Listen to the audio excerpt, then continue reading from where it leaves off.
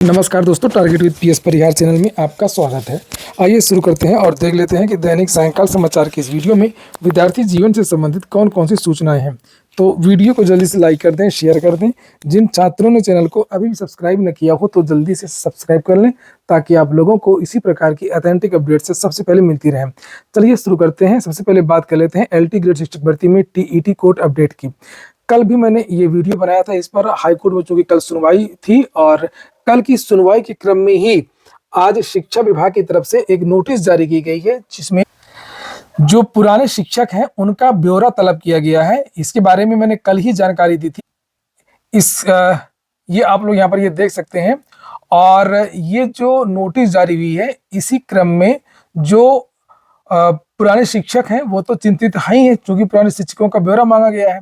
और जो नए विद्यार्थी हैं वो भी चिंता में है कि पूरी भर्ती ना फंस जाए। और जब से ये नोटिस वायरल हो रही है तो हर जगह अब इस केस की चर्चा है।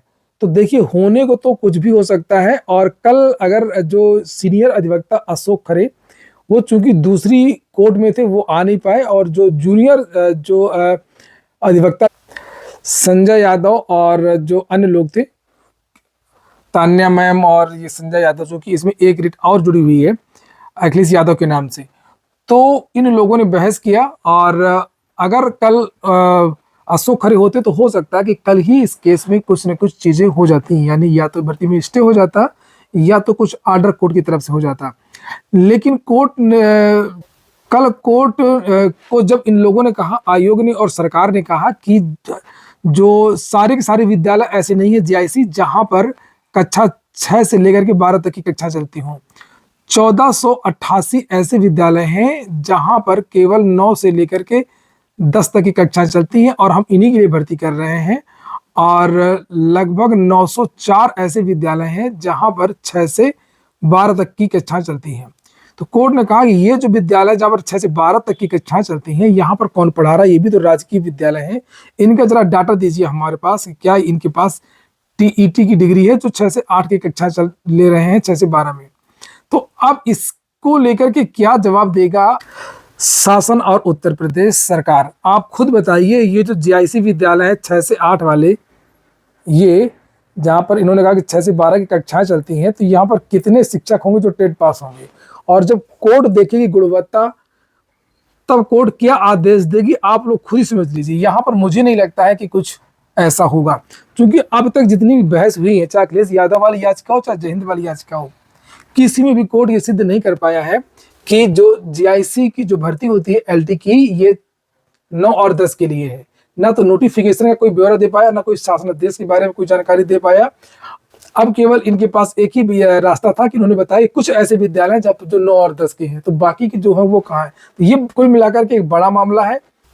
और देखते हैं कि 21 तारीख को इसमें क्या होता है। ये फ्रेश केस के रूप में ये सुना जाएगा, और उम्मीद है कि अब इसमें जो है अशोक खरे भी उस दिन रहेंगे।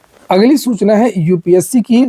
एक नोटिस जारी हुई है, the notification of civil services examination 2026 and Indian forest service examination 2026 scheduled to be notified on 14 January 2026 has now been postpone. जो 14 जनवरी को यूपीएससी का नोटिफिकेशन जारी होना था, वो पोस्टपोन कर दिया गया है due to administrative reasons, and the same will be notified in the due course. तो इसके बारे में बाद में जानकारी दी जाएगी। अगली सूचना शिक्षा सेवा चयन आयोग की है। और जैसे कि सुबह के बहुत सारे समाचार पत्रों के माध्यम से जानकारी दी जा रही थी कि आयोग में आज बैठक है। टीटी को लेकर के निर्णय पर अभ्यर्थियों की निगाह, भर्ती परीक्षाओं के आयोजन की तैयारी पर हो सकती है चर्चा। लेकिन दुख की बात है कि आज भी हमेशा की तरह कुछ भी नहीं हो पाया, और शिक्षा सेवा चयन आयोग की तरफ से ना तो टीईटी को लेकर कोई नोटिस जारी हुई, ना ही असिस्टेंट प्रोफेसर भर्ती रद्द करने को लेकर के, परीक्षा को रद्द करने को लेकर कोई नोटिस जारी हुई, और ना ही टीजीटी पीजीटी एग्जाम को लेकर कोई नोटिस जारी हुई। कोई भी सार्थक चीजें निकल करके नहीं आई, ना ही मीडिया के माध्यम से इसके बारे में जानकारी दी गई, और ना ही कुछ हुआ। तो कुछ अगर होता तो देते, कुछ हुआ ही नहीं है तो क्या जानकारी देंगे। और रही बात परीक्षाओं को लेकर के, आज पूरे दिन चर्चा रही। आज कुछ छात्र शिक्षा सेवा चयन आयोग गए थे, उनका ये कहना था कि परीक्षा मार्च के महीने में हो रही है। और कल भी कुछ विद्यार्थी गए थे, तो उनका ये कहना था कि नवंबर में नियुक्ति पत्र मिल जाएगा, ज्वाइनिंग हो जाएगी। तो मैं बस इतना ही कहूंगा कि बस ये याद रखिए कि ये वही आयोग है मैं भी यहाँ पर 2500 बार गया हूँ और चेयरमैन से, अधिकारियों से, सचिव से, सबसे मैंने बात करके देख लिया। ये लोग कहते कुछ है, करते कुछ है, होता कुछ और है। तो जो अधिकारी और जो आयोग ऑफिशियल नोटिस जारी करके पलट जाए, वो भर्ती को पोस्टपोन कर दें, भर्ती को रद्द कर दें, परीक्षा करा करके रद्द कर दें, रिजल्ट दे करके रद्द कर दें। असिस्टेंट प्रोफेसर भर्ती में तो रिजल्ट दे करके रद्द कर दिया। और इस तरीके से मार्च अप्रैल की तो कई बार ये लोग नोटिस जारी कर चुके हैं। और उन अधिकारियों के मौखिक बयान को आप लोग ऐसा समझ रहे हैं कि जो लोग नोटिस जारी करके परीक्षा ना करवाएं, वही अधिकारी कह रहे हैं कि हम मार्च में परीक्षा करवा लेंगे, या तो असिस्टेंट प्रोफेसर भर्ती की या तो पीजीटी टीजीटी की। तो क्या आप इस पर यकीन कर सकते हैं? तो इस पर मुझे तो बिल्कुल यकीन नहीं है। और शिक्षा सेवा चयन आयोग की स्थिति तो ये है कि आज नोटिस भी जारी कर देगा तो 90% लोग इसकी नोटिस पर विश्वास नहीं करेंगे। फिलहाल उम्मीद थी कि शायद नए चेयरमैन आए हैं, शायद कोई नोटिस जारी हो जाए, या तो टीटी को लेकर के, या असिस्टेंट प्रोफेसर भर्ती रद्द को लेकर के, या एग्जाम कैलेंडर वगैरह को लेकर के, कुछ भी। तो लेकिन कुछ भी आज नहीं हुआ। तो बात करना बेकार है। और अब बात करते हैं हम लोग यूपी ट्रिपल एससी की।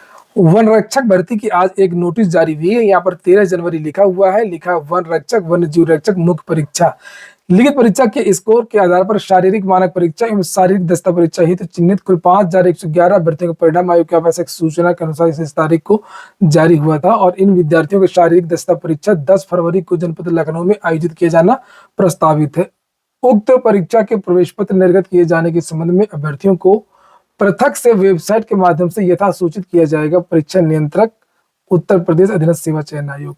तो जो भी इस भर्ती के छात्र हों वो इसको देख सकते हैं। तो ये हो गया आज का वीडियो। एक बार फिर से मैं जल्दी जल्दी बता देता हूं कि एलटी ग्रेड में टीटी को लेकर के कुछ भी हो सकता है। पूरी की पूरी भर्ती वैसे भी सब्जेक्ट टू आउटकम है, यानी कि जो भर्ती चल रही है, जो परीक्षाएं हो रही हैं, वो कोर्ट के अधीन भर्ती चल रही है। पहले ये पूरी पूरी जो भर्ती वो कोर्ट के अधीन हो गई थी। यूपी ट्रिपल एससी से वन रक्षक भर्ती का जो शारीरिक दक्षता परीक्षा है उसकी तारीख का ऐलान कर दिया गया है। शिक्षा सेवा चयन आयोग की मीटिंग में आज कोई भी ठोस चीज निकल करके नहीं आई, चाहे वो टीजीटी पीजीटी को लेकर के हो या यूपीटीटी को लेकर के हो।